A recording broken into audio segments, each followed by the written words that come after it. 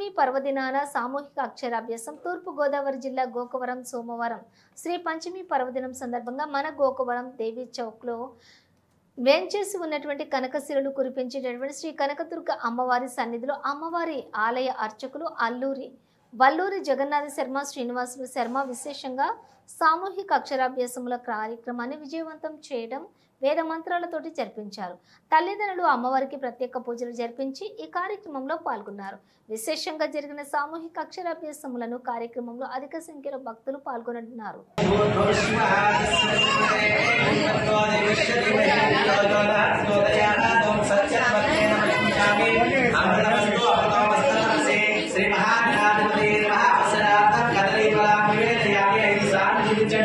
ఓం ప్రాణాయ స్వాహ 5 సార్లు మీరు పెట్టిన ప్రసాదాన్ని స్వామివారి తల చూపించండి. ఓం ప్రాణాయ స్వాహ, ఓం అపానాయ స్వాహ, ఓం యానాయ స్వాహ.